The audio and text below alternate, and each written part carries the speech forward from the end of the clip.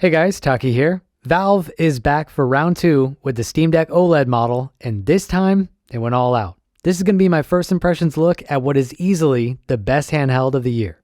Now this time around, I don't have a crazy long story about how I got this. This one was kind of painless. Huge shout out to Valve for sending this my way. They didn't need to do that, but it did simplify a lot of things because this is not available where I live, and I would have had to go through the huge rabbit hole of trying to get a scalped unit again. So I am very grateful that I don't need to do that. Also, a huge shout out to the nice people that I met in customs yesterday that helped process this thing faster, and to the absolute Chad of a FedEx employee who ended up handing this off to me at 11:30 last night. That dude was super nice and he went out of his way to help me with this. I even offered to give him a free unit of any handheld that I've ever made a video on, and he didn't take me up on that offer. That dude needs a raise. But with that out of the way, let's get into this. So this time around, we have a new accent color for this case. They've gone with an orange accent on the Steam Deck logo, and I think that's a pretty cool way of differentiating a product that basically looks the same. This is similar to what we saw with the first Steam Deck, but I don't know if we will also see this monochrome option on the cheaper versions of this new OLED model. If you have a Steam Deck, then you probably know that these cases are really good as a free case that just comes with the unit. The new one is also good, but they did make some important improvements to it. I don't want to spend a whole lot of time on this, but I do want to go over some of the new things with this case. The first thing that you'll see is we still have that same sock that came with the 512GB Steam Deck. The only difference this time around is that they didn't add any color to this tag. If you bought a 512GB Steam Deck, then you'll know that that came with blue accents on the case and on the sock.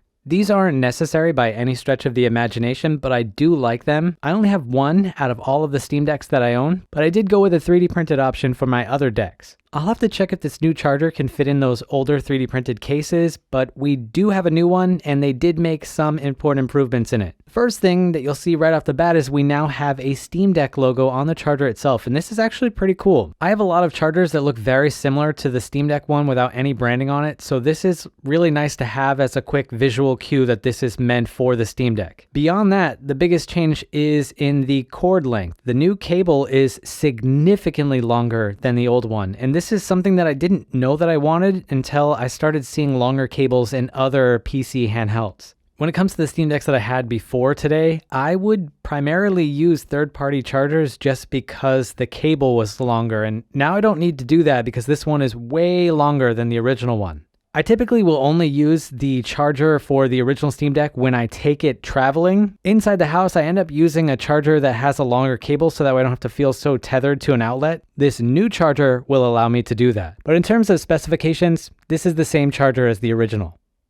But this case has one final party trick, and we can see it after we open it up. So with the case fully open, we can see that it looks very similar to the original one. The main difference being that this one has a different material on the inside. If I take out my 64GB Steam Deck case, that one looks very similar to this new one. But the new thing that we can do with this is actually take out this inner shell. If we look on the bottom half of this, you can see that there is a separation here. This is held together with Velcro, and if you just pull on this, you will separate the inner shell from the outer shell. That leaves us with a hard shell case that you could still use with a Steam Deck. This one doesn't have any zippers, but it does have that Velcro latch. The inner shell is a nice soft case that is much thinner than the full case, and this is going to work a lot better if you want to slide this into a bag that already has padding for protection. It's not going to give you a whole lot of protection on its own, but it is a nice option to have if you have a backpack that already has padding. This is a pretty cool quality of life improvement to see. And that leaves us with the smallest change of this unboxing experience, the new white microfiber cloth. Now let's go over the specs. The Steam Deck OLED comes with a die shrink of the original Steam Deck APU, but now it's at 6nm. This should give clear benefits to heat and power consumption, assuming there are no other changes to available clock frequencies. Our RAM is still 16GB of LPDDR5, but they have bumped the onboard RAM up to 6400. The highest end deck now comes with 1TB of NVMe storage, and that's the version that I have. This is a much better top end option than the older 512GB option. We also have a bigger screen than we had before. We now have a 7.4-inch panel with the same 800p resolution, but it is an HDR OLED panel with a max refresh rate of 90Hz. Our battery also got a decent bump up to 50 watt-hours, and that's going to significantly impact our minimum battery life. Connectivity also got a welcome upgrade to Wi-Fi 6E for wireless networking, and we also got a nice bump up to Bluetooth 5.3 for better audio support. When it comes to pricing, the entire stack has changed slightly. I'm only going to focus on the OLED model, so I won't be talking about the updated pricing for the normal LCD version in this video. Our base OLED SKU comes with the old max available storage, and that is going to set you back $549.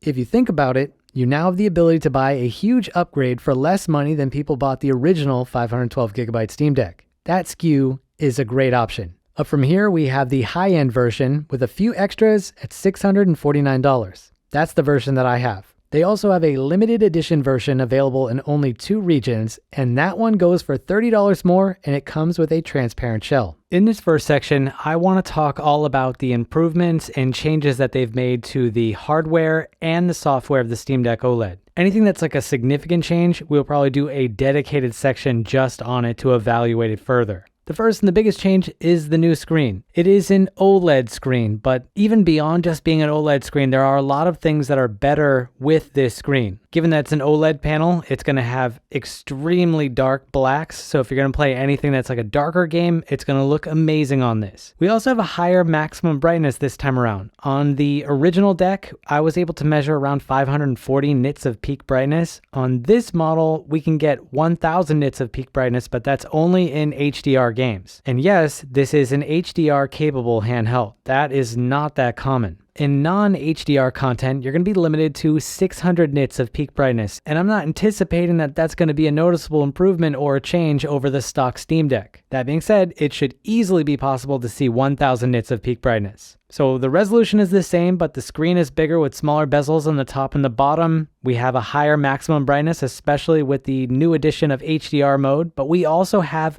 rich colors that completely fill out the sRGB color space. This was one of my biggest gripes with the original Steam Deck. Content just didn't look as good as it did on other handhelds, and that pushed me to want to play on those other handhelds. The Steam Deck has always been either in the top position or in the second position of the best handhelds that I've ever used, and it never had the chance of losing that position due to having lower performance than newer handhelds that are out there. It would lose that spot because the content just looked better on those other devices, but that is not the case anymore. This screen looks amazing, but we'll talk more about the screen later on. Our next biggest change is in the cooling system, and this can be either the fan or the heatsink that they're using, but it also ties into the more efficient processor that we have. So far in the brief testing that I've done, I am noticing that this thing is performing a bit better than the stock Steam Deck. It also has the benefit of having that new vent smell. For me, charging speed was never an issue on the original Steam Deck, but they've also improved that, and it is a noticeable improvement, especially when you take into account that this battery is going to go a lot further than it would before. I'll need a bit more time to do some full battery tests, but just based on what I saw thus far, this thing charges super fast. And the final improvement that I was able to see is in wireless functionality. The new Wi-Fi support is amazing, as is the updated Bluetooth spec. On the Wi-Fi side, that's going to mean much faster download speeds and lower latency in online games. And on the Bluetooth side, that's going to mean better compatibility and lower latency with newer hardware, both on the audio side and for controllers.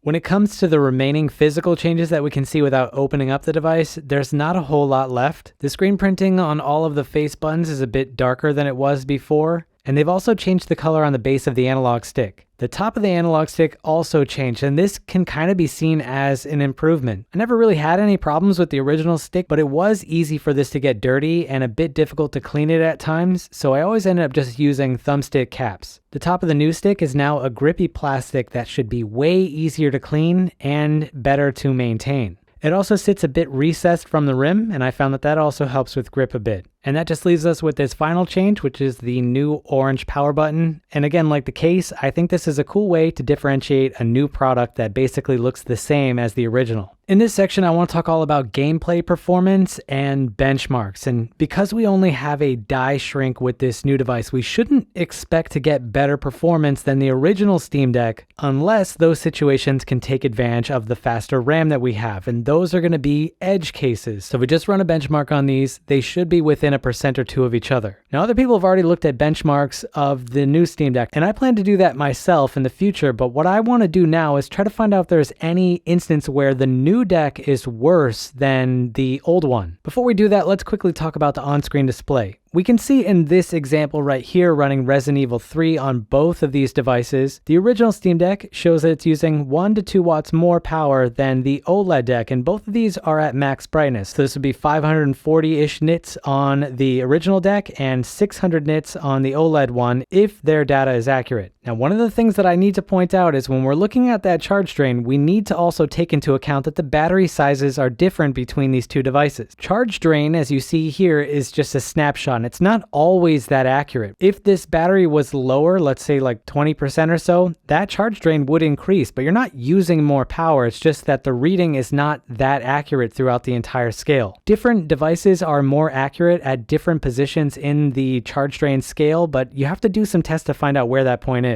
On the original Steam Deck, you got the best accuracy with a spot check at around 50% battery. Ideally, we would want this battery capacity to be equal to the old one when we were doing that measurement. But I have no doubt in my mind beyond the die shrink that the screen probably also uses a lot more power than the new OLED one because there are pixels that just don't even need to be turned on in this scene. But anyway, this is Resident Evil 3, and what I want to do is start looking at the TDP scale and how it affects the FPS that we have. Inside this menu, you can see I have both devices set to 6 watt TDP, and that allows us to get 60 FPS on both of the units. If we focus in on the GPU and CPU frequencies, we can see that those are similar between both devices, but there is some fluctuation on the OLED one. If we bump up to 7 watt TDP, we see the same clocks between both units.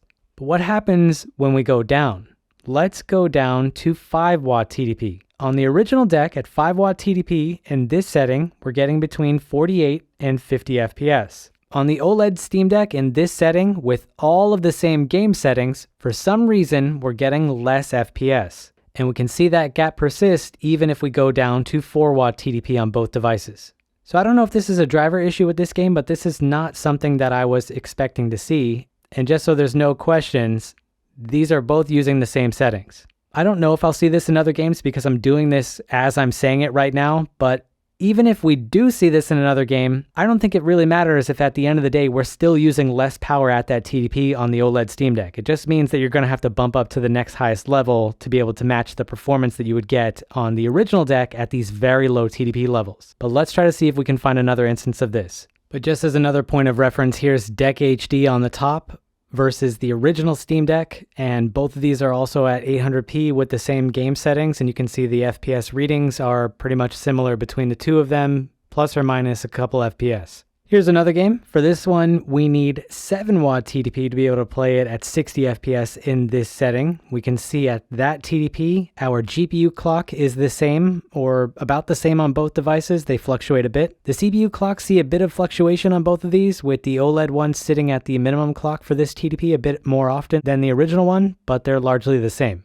Now let's go down from 7 watt TDP to see what happens. So at 6 watt TDP on the original deck, we are at 54, 55 FPS. And on the OLED one, we drop to around 48 FPS. If we go down to 5 watt TDP on the OLED deck, we are sitting at around 33 FPS. And on the original Steam Deck, for some reason, we are still around 40-ish FPS. Again, we're using less power to do this on the OLED deck, even if we accounted for the differences in their battery size, so I don't think this matters, but it is interesting nevertheless. If we go down to 3 watt TDP on both of these, our FPS is basically the same. Good thing is this doesn't seem to be uniform across the board. Here with Freedom Planet, we have both of these running at 3 watt TDP, and the FPS is locked to a solid 60 FPS where it fluctuates a bit on the original. It can go down to 58, as you can see with these spikes right here, and these seem to be uniform, but that does not happen on this. If we move over to Horizon Zero Dawn, neither of these can run this game at 15 watt TDP with the settings that I'm using in this area. The OLED Steam Deck is on the bottom and the original one is on the top, and I believe with this game we seem to be running a bit better on the OLED model versus the original. The FPS is fluctuating a lot on both of them, but we seem to hit 60 FPS a lot more on the OLED model than we do on the original. But let's see how both of these behave when we go under 15 watt TDP. If we go down even further to 6 watt TDP, that's when we seem to get more performance on the original deck versus the OLED one, but this could be due to some things that are on screen right now. This isn't an exact copy of what is being rendered on both devices like it was for the other two games. Skyrim is the final game that I want to look at in this way. Again, both of these are using the exact same game settings, and we're running both of them at 8-watt TDP.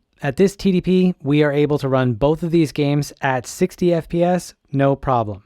Let's go down to 7-watt. If we bump down to 7-watt TDP, both of these are pretty similar, but the FPS is a bit higher on the original deck. At 6-watt TDP, there is a much bigger gap between both of these, and there are some interesting things that are happening. If we look at the GPU clock, the frequency is a bit higher on the original deck than it is on the new one. When it comes to the CPU frequencies, those are almost the same, but we're locked at 1399 MHz on the OLED deck, whereas that seems to fluctuate quite a bit on the old one. And even when we're in this idle animation here where the camera is panning around, you can see that the FPS is definitely better on the original deck. But again, the power consumption is higher on the original deck. So if we balanced based on power consumption, the OLED deck would definitely beat out the original one, hands down. And even if we take this down even further to 5-watt, we can still see that there is a sizable gap between both of these units.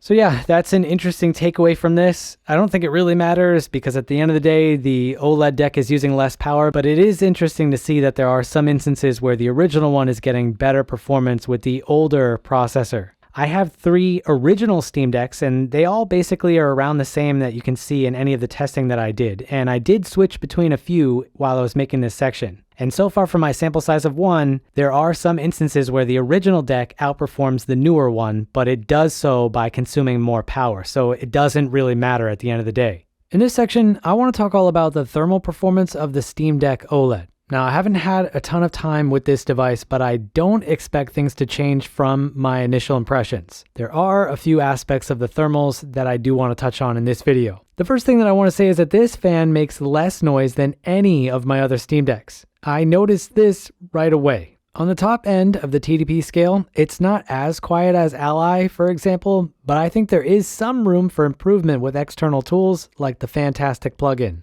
I don't have that installed on this, but I think it's the first time when I could see myself using it on the deck. I am using the updated fan curve on this, and it does a good job of keeping this thing super quiet at like 8-watt TDP or lower. Above that, it seems to be overtuned a bit, and I say that because this deck runs cooler than a normal one. I've tried almost every cooling mod there is for the normal deck, and I have never been able to get the thermal experience that I'm getting here. If I were to make this fan operate at a lower RPM to match the thermal performance of the original deck at, let's say, 15-watt TDP, it would be even quieter than it is right now. That is something that I want to explore going forward. Again, this is a sample size of 1, but I found that this fan operates at a frequency that doesn't bother me or that I can't easily notice. I never had the whiny Steam Deck fan, but I do have other fans that make high-pitched noises even at low RPMs, and I'm not hearing it with this one. Don't get me wrong, this thing is pushing out air at the higher end of the TDP scale, but the sound that it's making is not annoying.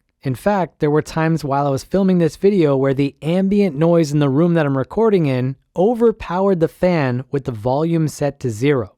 That is nuts. So beyond the fan noise, or lack thereof, this device also feels cooler to the touch at the max TDP. The original deck never felt that warm to me when I would game on it because of how far my hands were from where the heat is generated, but I could still feel the back getting warmer to the touch when I pushed it full throttle. I don't have that here. In the background, I have Cyberpunk running, and I want to take out my thermal camera so we can see the temps of this back shell, the temps of this screen, and the temps near the vent. Let's take a look at the temps. Again, this is at 15-watt TDP. If we look at the controller area, that is at 32 Celsius, which is below skin temp. It doesn't even pick up until you get to the border of the screen. At that point, we're at 42 Celsius, which again isn't bad. In the center, we go up to 45 Celsius, but even that isn't bad. If we keep going on from there, the device drops down a bit. So if we just take into account that this is with max brightness and we have temps like this is very good. I would anticipate that this would get a bit warmer with HDR content. On the vent, we have a hotspot of around 60 Celsius with a range of 50 to 60 in this area. This is while the CPU is reporting 75 Celsius. If we look at the back, this area here would usually be where you would be able to feel some heat, but it feels way better to the touch than it ever was with the normal Steam Deck. This is nuts for this to feel this good. I am very impressed. This area right here is usually a big hotspot, but now your heat is over to the middle where your hands will never touch. That's amazing, and that's a huge improvement. This is the OG Steam Deck, and you can see that the edge of the screen is super toasty on this at around 50 Celsius. Near the vent, we have a hotspot of 70 Celsius, and this is with the CPU reporting temps of 85 Celsius. This 10 Celsius gap seems to be common from my tests. And if we go to the back, we can see that not only is this fan area warmer, but the heat extends out to the processor area. That's 50 Celsius, and your hands can come into contact with this while you're gaming. So if we just focus on this thermal imaging, it's easy to see that the OLED deck is an entirely different beast. But the biggest thing that we haven't talked about yet is the single biggest reason to even consider buying this in the first place. When I originally did the outline for this video, I was planning to cover a lot of content on the screen, but I've decided that it's probably better just to do a deep dive on the screen itself in a separate video or in a video that covers the screen and other topics. So I will keep this centered just on my impressions, and my impressions are that this is an amazing screen. There are many great aspects about this beyond the fact that it's an OLED screen. I love that this is a 90 Hertz panel because that's going to open up a lot of doors to us beyond what we could do with the stock Steam Deck. On the normal Steam Deck, we could adjust the refresh rate of the panel from 40 Hz to 60 Hz, and you know that 40 Hz became the de facto option for demanding titles because it gave you the ability to have a smoother experience with less power consumption. But we've also had a lot of demanding PC games that can't run at a solid 40 FPS. But oddly enough, those titles usually do run at 35 FPS. The unfortunate thing about those games is we didn't have a good option to pick for the refresh rate of our panel that would give us a smooth frame time experience. Now we do.